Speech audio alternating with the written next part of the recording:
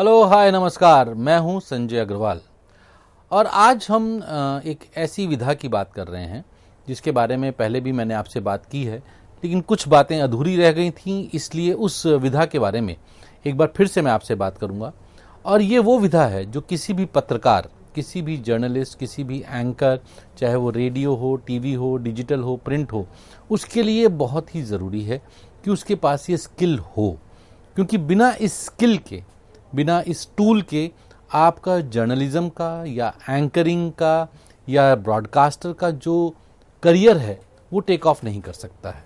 ये स्किल आपको अपने अंदर इनकलकेट करनी ही होगी, लानी ही होगी और इसमें मास्टरी हासिल ही करनी होगी। क्या है ये स्किल जो इतनी महत्वपूर्ण है, जो सबसे ऊपर है? ये स्किल है आर्ट ऑफ इंटरव्यू, भेंट वार्ता, साक्षात्कार, बातचीत। हम हिंदी में इसके बहुत सारे नाम हैं और जैसा कि अंग्रेजी की मैं कहता हूँ लिमिटेशन है कि उनके पास हर चीज़ के लिए एक ही शब्द है, और हिंदी इतनी वृहद भाषा है कि उसमें हर चीज़ के लिए, हर एक्सप्रेशन के लिए अलग अलग शब्द हैं। तो भेंट वार्ता, साक्षात्कार, बातचीत। और ये क्यों ज़रूरी है? क्योंकि एक जो जर्नलिस्ट है उसका जो हर रोज़ का काम है उसमें इंटरव्यूइंग टेक्निक्स के ऊपर mastery of interviewing techniques is essential, because much of the daily work of the journalist requires asking people for information. तो एक पत्रकार का जो हर रोज का काम है उसमें उसके लिए ये जरूरी है कि अगर उसे लोगों से जानकारी चाहिए तो वो इंटरव्यूइंग टेक्निक्स, बातचीत की, भेंट वार्ता की, साक्षात्कार की जो टेक्निक है उसमें मास्टरी हासिल करे। What changes a routine interview into a memorable one? वो क्या ऐसे तत्व हैं जो कि एक साधारण से इंटरव्यू को एक अविस्मरणीय इंटरव्यू में परिवर्तित कर सकते हैं। एक ऐसा इंटरव्यू जो लोगों को याद रहे, जिसके बारे में लोग कहें कि वाह क्या बात है। दूरदर्शन पर बहुत साल पहले, उन बच्चों को तो नहीं पता होगा जिनके बारे में हम कहते हैं कि मिलेनियल्स हैं, लेकिन जो पुराने लोग हैं और जो जर्नलिज्म, मास कम्युनिकेशन के पुराने फॉलोअर्स हैं, वो जानते हैं कि दूरदर्शन पर एक कार्यक्रम आता था, फूल खिले हैं गुलशन गुलशन, जिसमें जो एक्ट्रेस थी तबस्सुम, वो अलग अलग एक्टर्स के साथ इंटरव्यू करती थी और बहुत ही खूबसूरत वो इंटरव्यू होता था, बहुत ही बढ़िया इंटरव्यू होता था और मेमोरेबल वन है कि सबको याद है आज भी, जो उस जमाने में दूरदर्शन देखते थे कि फूल खिले हैं गुलशन गुलशन एक कार्यक्रम होता था। तो क्या चीज़ें होती हैं जो एक रूटीन इंटरव्यू को मेमोरेबल बना देती हैं? The on air relationship between the interviewer and the interviewee, जो भेंट कर रहा है और जिससे भेंट कर रहे हैं, उनकी जो आपस में रिलेशनशिप है, जो संबंध है ऑन एयर। अगर आप रेडियो या टीवी पर कर रहे हैं तो ऑन एयर आपकी जो रिलेशनशिप है, जब आप बातचीत कर रहे हैं तो आपकी क्या कैमरेडरी है, आपका क्या संबंध सामने आ रहा है। जैसे एक हीरो हीरोइन के बारे में बात करते हैं, फिल्म में वो काम करते हैं कि बहुत अच्छी ऑन एयर केमिस्ट्री थी, तो वही केमिस्ट्री एक इंटरव्यूअर और इंटरव्यूई के बीच में होनी चाहिए कि जब इंटरव्यूई, जिसको आप इंटरव्यू कर रहे हैं, वो आपके सवाल को समझे, उसके तत्व को समझे और जितना आपने कहा उसको उससे ज्यादा समझकर उसका जवाब दे। तो ये है on air relationship. N unexpected revelation by the interviewee, जब इंटरव्यू कोई ऐसी बात बताता है जिसके बारे में किसी ने सोचा भी नहीं होता, सबको भौचक्का कर दे, सबको हैरान कर दे, अरे ये क्या हो गया। The provision of new information, जब कोई नई जानकारी मिले कि आप जो हैं भेंट कर रहे हैं और उस भेंट करते करते में आपको कोई नई जानकारी मिले। A revealing insight into a situation or personality, जब आप प्रोफाइल इंटरव्यू करते हैं, जब आप किसी व्यक्ति से उसके बारे में इंटरव्यू करते हैं तो उसके बारे में आपको ऐसी बातें पता चलें जो किसी और को नहीं पता। या आप किसी सिचुएशन के बारे में बात कर रहे हैं, मान लीजिए आप T20 वर्ल्ड कप के बारे में बात कर रहे हैं और आपको T20 वर्ल्ड कप की कोई अंदरूनी जानकारी मिले, तो ये है जब आपका इंटरव्यू एक सक्सेसफुल इंटरव्यू माना जाएगा, मेमोरेबल इंटरव्यू माना जाएगा, जिसमें आप कुछ ऐसी जानकारी निकाल सकें जो लोगों को पहले से नहीं पता थी। तब आपको लगेगा कि हाँ, आपने एक अच्छा इंटरव्यू किया और लोगों को लगेगा वो इंटरव्यू देखकर, सुनकर या पढ़कर कि ये इंटरव्यू कुछ खास है। अब इंटरव्यूज कितनी तरह के होते हैं? Kinds of interviews. News interview, the purpose is to gather to explain an idea, event और सिचुएशन इन द न्यूज। जितने भी न्यूज चैनल्स हैं उनमें आप देखते हैं सारा दिन इंटरव्यूज होते हैं, मल्टीपल विंडोज के साथ में डिस्कशंस होते हैं। डिस्कशन भी इंटरव्यू का ही एक हिस्सा है। तो न्यूज इंटरव्यू, उन न्यूज इंटरव्यू में उस न्यूज के बारे में, आइडिया, इवेंट या सिचुएशन के बारे में जो कि न्यूज में है, जो कि उस समय चर्चा में है, उसके बारे में जब आप इंटरव्यू करते हैं तो वो न्यूज इंटरव्यू हो गई। जब आप बात करते हैं कि ओलंपिक में क्या हुआ, आगे क्या हो सकता है, तो वो एक न्यूज के बारे में भी बात हुई कि इस बार ये हुआ था।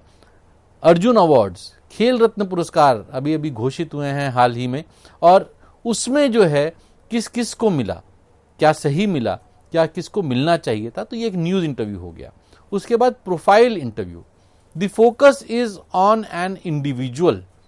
एक व्यक्ति विशेष पर जब फोकस होता है, जब हम एक व्यक्ति विशेष के बारे में इंटरव्यू करते हैं, अगर आप किसी खिलाड़ी से इंटरव्यू कर रहे हैं, खेल के बारे में नहीं, उस खिलाड़ी के बारे में, नीरज चोपड़ा को मान लीजिए आप इंटरव्यू कर रहे हैं और आप उनके बारे में इंटरव्यू कर रहे हैं, नीरज चोपड़ा को क्या खाना पसंद है, नीरज चोपड़ा को किस तरह के कपड़े पहनना पसंद है, क्या नीरज चोपड़ा के दोस्त हैं, क्या मस्ती करते हैं नीरज चोपड़ा जब ट्रेनिंग नहीं कर रहे होते हैं। ये एक प्रोफाइल इंटरव्यू है जिसमें कि आप उस व्यक्ति के बारे में ज्यादा जानना चाह रहे हैं। एक खिलाड़ी के तौर पे तो आप जानेंगे ही, लेकिन एक व्यक्ति के तौर पे भी आप जानना चाहते हैं, तो वो हो गया प्रोफाइल इंटरव्यू। और फिर general interview includes general topics of discussion और चैट शोज। जैसे कि आपने देखा बहुत सारे चैट शोज होते हैं जिसमें म्यूजिक भी होता है, जिसमें इंटरव्यू भी होता है, बातचीत कर रहे हैं, बैठ के कॉफी पी रहे हैं और बातचीत कर रहे हैं, जनरल चीजों पर बातचीत हो रही है कि अच्छा पर्यावरण के बारे में क्या होना चाहिए, जेंडर इक्वलिटी के बारे में क्या होना चाहिए, आजकल बच्चे क्या सोचते हैं, और निजता की जो बात होती है, प्रिवेसी की बात होती है कि प्रिवेसी बहुत ही इंपॉर्टेंट चीज है। तो ये सब जो टॉपिक्स हैं जिनके बारे में बात कर रहे हैं, आप बैठकर इनफॉर्मली बात कर रहे हैं या फॉर्मली भी बात कर रहे हैं, तो ये जनरल टॉपिक्स हैं। इसके बारे में जब आप डिस्कशन करते हैं तो वो जनरल इंटरव्यू कहलाता है। पर्पस ऑफ इंटरव्यू, किसी भी इंटरव्यू का क्या पर्पस है, क्या कारण है कि आप वो इंटरव्यू करना चाहते हैं, किस लिए करना चाहते हैं। Collecting information, accountability, expressing opinion और ऑफरिंग एक्सप्लेनेशन, इमोशनल और सेंसिटिव। अब कलेक्टिंग इंफॉर्मेशन, जैसे हमने बात की कि न्यूज का आप इंटरव्यू कर रहे हैं, तो उसमें आप न्यूज के साथ साथ इंफॉर्मेशन कलेक्ट कर रहे हैं कि आपने एक एक्सपर्ट को बुलाया हुआ है, आप उनसे बात कर रहे हैं, जैसे T20 वर्ल्ड कप के बारे में मान लीजिए बात कर रहे हैं, आपने एक पूर्व क्रिकेटर को बुलाया हुआ है, तो आप उनसे जानकारी हासिल कर रहे हैं कि ये जो मैच हुआ इसमें कैसा हुआ, क्यों हुआ, ठीक है ना। ये कलेक्टिंग इंफॉर्मेशन के बारे में हुआ, या भारत के पड़ोसी देशों के साथ संबंध के बारे में आप बात कर रहे हैं। उसके बाद अकाउंटेबिलिटी, भारत और पाकिस्तान का मैच हुआ T20 वर्ल्ड कप में, भारत मैच हार गया, अब किसकी अकाउंटेबिलिटी है, किसकी जिम्मेदारी है। अगर गेंदबाजों ने प्रदर्शन अच्छा नहीं किया आपको लगता है, तो क्या ये गेंदबाजों की कमी थी, या कप्तान उनकी कमी थी, या मैनेजर की कमी थी, या गेंदबाजी कोच की कमी थी, किसकी कमी थी, या पिच की कमी थी। हो सकता है कि पिच गेंदबाजों को सपोर्ट नहीं कर रही हो। तो कहीं ना कहीं एक अकाउंटेबिलिटी फिक्स करने की बात कर रहे हैं, जिम्मेदारी फिक्स करने की बात कर रहे हैं कि किसकी जिम्मेदारी थी। तो ये इंटरव्यू का एक कारण हो सकता है, एक पर्पस हो सकता है।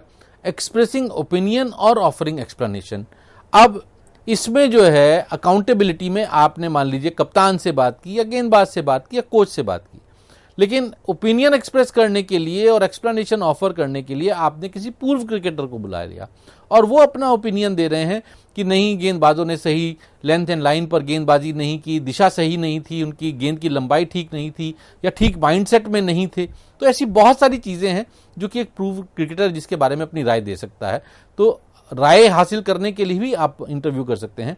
उसके बाद इमोशनल और सेंसिटिव इंटरव्यू, अब ये सबसे महत्वपूर्ण भी है और सबसे मुश्किल भी है। कहीं पर कोई दुर्घटना हो गई, आप वहां जा रहे हैं और आप जानना चाहते हैं कि वो दुर्घटना कैसे हुई, क्या कारण था, किस किस को उसमें हानि पहुंची। तो आप वहां पर बहुत सारे लोगों से बात करेंगे, वहां पर ऐसे लोगों से भी बात करेंगे जो उस दुर्घटना के विक्टिम्स हैं, और उनको चोट पहुंची है या वो मानसिक रूप से आहत हुए हैं, तो उनसे जब आप बात करेंगे और उनसे जब आप बातचीत करके जानकारी हासिल करने की कोशिश करेंगे, तो वो भी, और एक मानवीय पक्ष आप अपने पाठकों के सामने या दर्शकों के सामने या श्रोताओं के सामने अगर आप पेश करना चाहते हैं, तो वो एक इमोशनल और सेंसिटिव इंटरव्यू कहलाएगा। प्रिंसिपल्स ऑफ इंटरव्यूइंग, इंटरव्यू करने के क्या प्रिंसिपल्स हैं, क्या मूल सिद्धांत हैं। Prepare carefully, familiarising yourself with as much background as possible. देखिए, इंटरव्यू करने के लिए सबसे ज़रूरी जो चीज़ है वो है तैयारी। आप जिस बारे में इंटरव्यू करने जा रहे हैं उसकी जो पृष्ठभूमि है, उसकी जो बैकग्राउंड है, उसको जानना बहुत ज़रूरी है।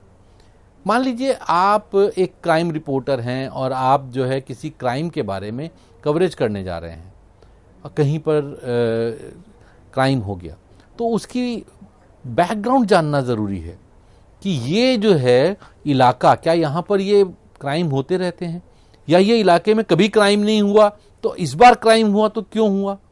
वो आपकी जो तैयारी है, आपकी वहाँ पे जो लोग संबंधित होंगे, जो पुलिस अधिकारी संबंधित होंगे या मेडिकल स्टाफ जो संबंधित होगा, उनसे आपकी जानकारी, वो भी आपकी तैयारी का हिस्सा है। तो इसलिए जो है ये तैयारी बहुत ज़रूरी है। Establish a relationship with the source conducive to obtaining information. जैसे मैंने कहा कि जो सोर्सेज आपको इंफॉर्मेशन दे सकते हैं उनके साथ एक संबंध बनाना, वो भी आपके इंटरव्यूइंग की तैयारी का बहुत बड़ा हिस्सा है। संबंध को एक दिन में तो नहीं बनते, आप फ़ोन करेंगे और उसी वक्त आपके उनके साथ अच्छे संबंध नहीं बन जाएंगे, वो आपको सारी जानकारी नहीं दे देंगे, समय लगता है। जैसे तैयारी के लिए समय लगता है, वैसे ही संबंध बनाने के लिए समय लगता है। तो आपको एक पत्रकार के तौर पे ये ध्यान रखना है कि जितना जानकारी आपको होनी चाहिए, उतना ही आपका जो फील्ड है, आपका जो क्षेत्र है कार्य का, उसमें जो लोग संबंधित हैं उनके साथ आपका संबंध कैसा है, आपकी पीआर कैसी है। ये पीआर बहुत इंपॉर्टेंट चीज़ है किसी भी पत्रकार के लिए। आप ये नहीं सोच सकते हैं कि लोग मेरे को ऑब्लाइज करने की कोशिश करेंगे क्योंकि मैं पत्रकार हूं। बात यह है कि अगर आपको एक ऐसा पत्रकार बनना है जिसके बारे में कहा जाए कि भाई वाह, क्या रिपोर्ट लिखते हैं, क्या जानकारी लेकर आते हैं, तो आपको अच्छी पीआर करनी है, आपको संबंध बनाना है। तो इसलिए ये बहुत ही महत्वपूर्ण है। Ask questions that are relevant to the source and that induce the source to talk. अब आप जो हैं कहीं पर इंटरव्यू करने गए और मान लीजिए आप इंटरव्यू करने गए एक एनवायरनमेंट के बारे में, आप एनवायरनमेंट के बारे में इंटरव्यू करने गए और आप बातचीत कर रहे हैं किसी और विषय के बारे में, तो आप जिससे बातचीत कर रहे हैं आप उसको प्रोत्साहित नहीं कर रहे हैं, इंड्यूस नहीं कर रहे हैं कि वो आपसे बात करे। क्यों बात करेंगे? जब आप उनसे विषय पर बात ही नहीं कर रहे हैं तो फिर वो आपसे क्यों बात करेंगे? फिर वो भी दो चार सवालों के जवाब देकर और दाएं बाएं करके निकल जाएंगे। Listen and watch attentively. Interview is not all about talking and talking. Interview is all about listening and listening. ये चीज आप ध्यान रखिए, क्योंकि अगर आप सामने वाले की बात ध्यान से नहीं सुन रहे हैं तो हो सकता है कि आप कोई बहुत महत्वपूर्ण जानकारी मिस आउट कर जाएं, और उस जानकारी पर जो आपको फॉलो अप सवाल पूछना था, हो सकता है आप मिस आउट कर जाएं, और इस तरह से एक जो बहुत ही बढ़िया इंटरव्यू हो सकता था, बहुत साधारण सा इंटरव्यू रह जाए, क्योंकि उसमें आपने सही से सवाल नहीं पूछे। तो सुनना बहुत ही ज़रूरी है, देखना बहुत ज़रूरी है। जो इसको आप इंटरव्यू कर रहे हैं उनकी बॉडी लैंग्वेज क्या है, क्या आपके सवालों से वो अनकंफर्टेबल हो रहे हैं, क्या वो आपकी नज़रों से नज़र मिला के बातचीत नहीं कर रहे हैं, क्या वो नज़र चुरा रहे हैं, क्या वो बहुत ज़्यादा नर्वस हो रहे हैं, क्या वो बार बार अपने हाथ के पसीने को साफ कर रहे हैं।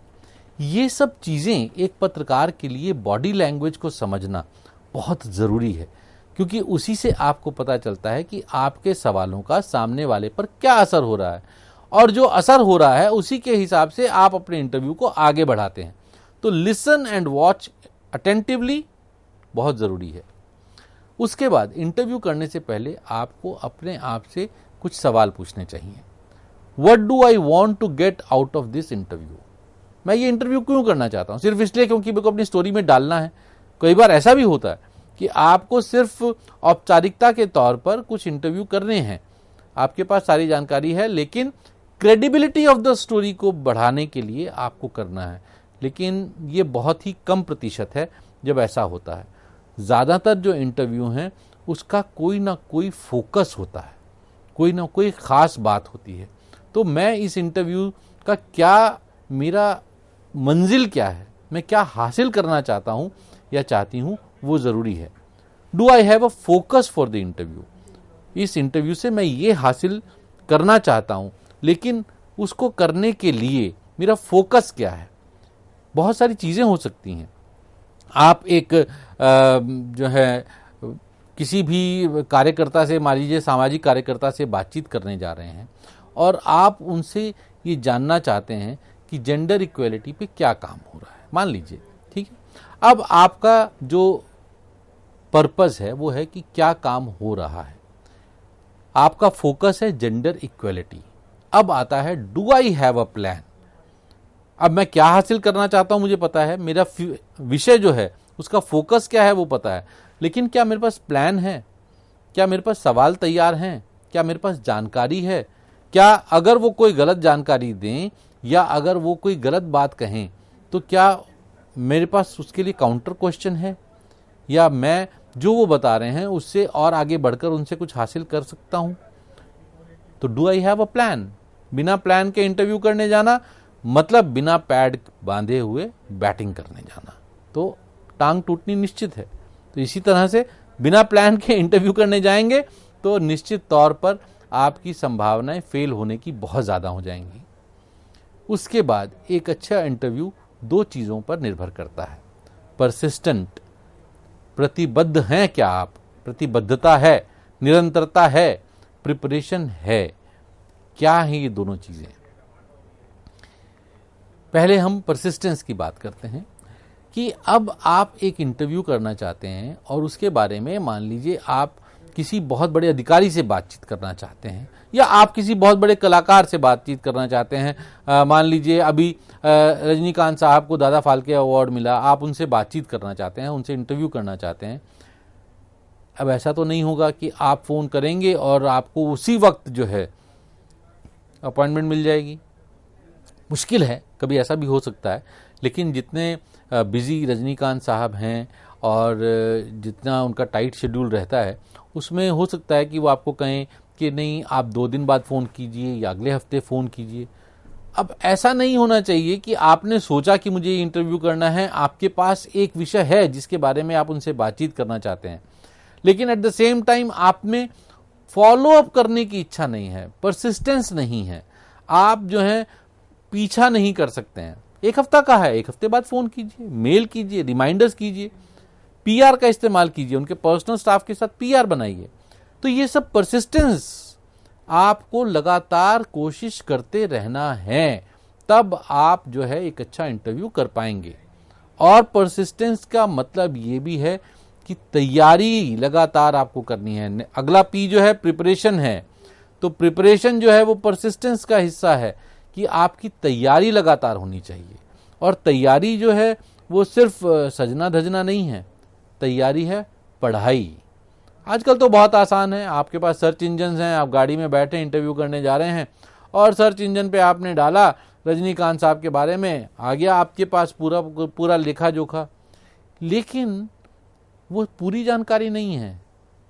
कहते हैं एक अच्छे पत्रकार को, एक ऐसे व्यक्ति को जो कि इस पेशे में है, साल में कम से कम 52 किताबें पढ़नी चाहिए, 52 बुक्स, हर महीने एक किताब पढ़नी चाहिए। आपको अखबार पढ़ना चाहिए, आपको मैगजीन्स पढ़नी चाहिए, आपको इंटरनेट पर पढ़ना चाहिए, क्योंकि आपको नहीं पता कौन सी जानकारी कहाँ पर मिलेगी। इंटरनेट हमें लगता है कि जानकारी का भंडार है, लेकिन किताबों में उससे भी ज़्यादा भंडार है, क्योंकि इंटरनेट पर जो जानकारी दी जा रही है वो किताबों से ही दी जा रही है, लेकिन सारी किताबों से नहीं दी जा रही है। तो क्या आप में वो लगन है कि आप अपनी तैयारी के लिए किताबें पढ़ें? ये बहुत ज़रूरी है, क्योंकि हर बार शायद आपको सर्च इंजन पर जानकारी हासिल करने का मौका नहीं मिलेगा। आप किसी जगह एक इंटरव्यू करने जा रहे हैं, आप एक मैच देखने गए और वहां पर आपने उम्मीद नहीं की थी, लेकिन आपको भारत के पूर्व क्रिकेटर कोई मिल गया जो कि शायद भारत में नहीं रहता है। मान लीजिए आपको दिलीप दोषी मिल गए।